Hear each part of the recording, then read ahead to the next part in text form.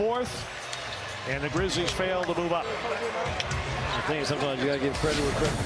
So the Tomas Isalo era of the Grizzlies begins with a loss to the Lakers, 134 to 127. The Lakers bounce back in fine fashion after maybe the most devastating loss of the NBA season, maybe even beyond just this season, the way they collapsed against the Bulls a couple of nights ago.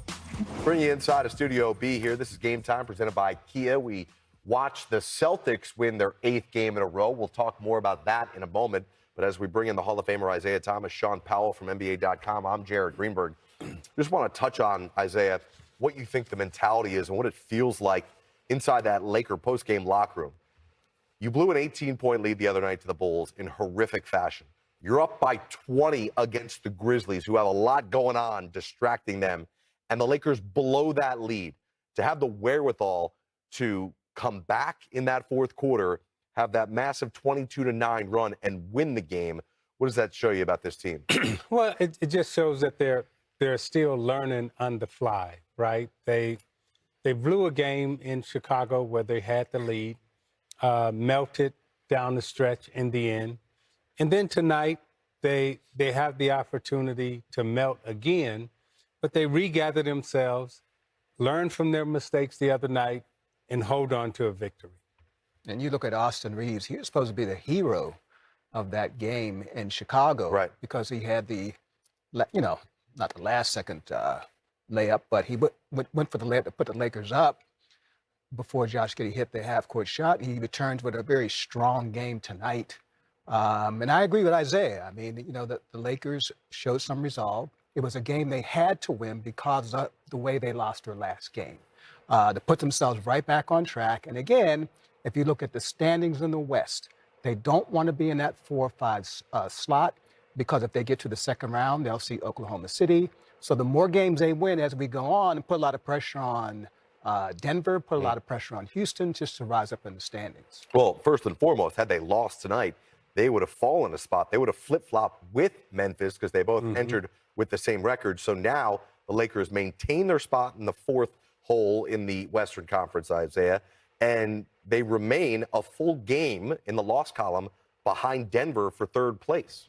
Yeah, and it's important for the Lakers. I mean, home court advantage. If you're in that 4th spot, you got home court advantage. And, I heard Brevin Knight talk about, the intelligence of LeBron and also Luka. Having those two guys as playmakers, shot makers, down the stretch in a playoff game, hey, that's extremely important.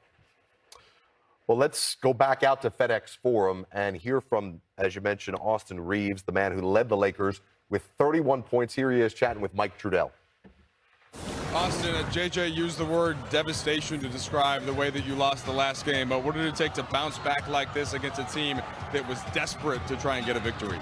Yeah, I mean, it just shows what, we have in the locker room, from coaches to, to players. We knew coming in tonight, we were tied for the 4th spot, I believe. And, Brian said it before the game, we're going to play this as a must win. They're a team that,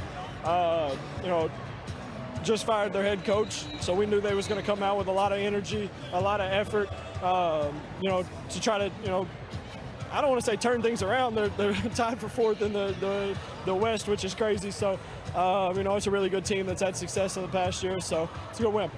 Going back to that first-round series a couple years ago, maybe when you really earned the trust of your teammates, and certainly LeBron James, it had already been there to an extent. But what is that kind of fast forward to today and all the trust that all of your teammates and coaches have for you to come through in moments like this in crunch time? Yeah, I mean, it means a lot to me because, me, Bron, and Luka and JJ met this morning, and those are two. I mean, obviously, Bron's someone that I grew up watching, and then when Luka came in the league, he was one of my favorite players to watch. And for them to trust me in big situations is it builds my confidence a lot. I probably know over 100 people in here tonight from Arkansas. So just to, come out here and play free and have fun is a lot of fun for me. All right, Arkansas, just a very short drive across the border. You mentioned that trust in the teammates. You had the counting stats, almost a 30-point triple-double, but Stu on the broadcast was talking about the fronting of Jaren Jackson, just kind of key plays like that, and just doing a little bit of everything to try and make sure the team gets a win. Yeah, I mean, it's that time of the year where you gotta buckle up and do whatever you can do to help your team win, and that's what I try to do every single night. Some nights I probably lack a little bit of it, but I constantly try to remind myself and to go out there and play the game I love the right way. All right, go say hi to the family. You mentioned you got a lot of people in the building. We'll let you go shake some hands, all right? For sure. Good to see you. And for drastically different reasons.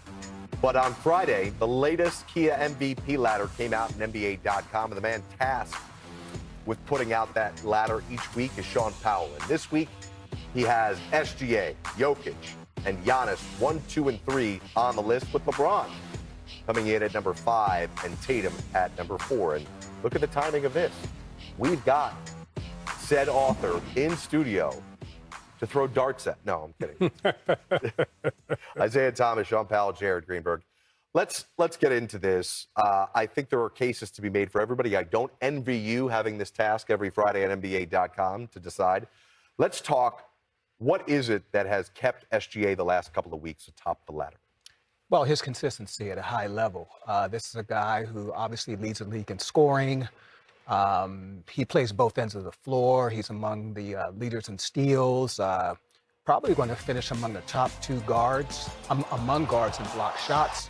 So he's getting it done at both ends. And it's very rare when you see Shea have a bad quarter, a half. Has he had any bad games this year? So very consistent. And what's wonderful about his scoring is he's able to score so many different ways. Going to the basket, getting the and one, mid-range. He learned about the mid-range from Sam Cassell, who was assistant coach with the Clippers. And then he had Chris Paul for 1 year. So he learned at the lap of Chris Paul about the value of the mid-range shot and also the three-point shot and getting to the free throw line. So he can beat you in so many ways with his scoring and his consistency, and that's why he's there. What is your strongest argument for SGA, and does it have anything to do with the fact that his team is more than 13 games in first place in the West? Well, it has everything to do with that because when you look at, winning matters, right? And, the season that the Joker is having, right? You can't discount his numbers and what he's doing. He's on a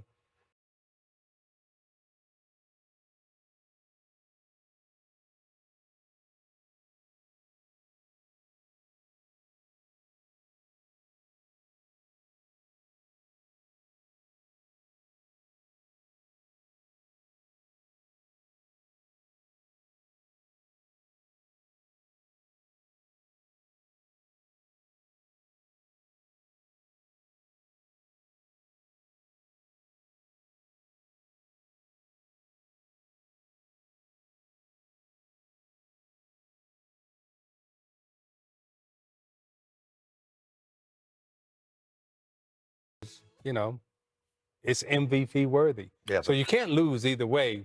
But, SGA right now, I have to agree with Sean, is, he's got the nod based on the team being in first place. By 14 games. You saw those numbers we just put up on Jokic.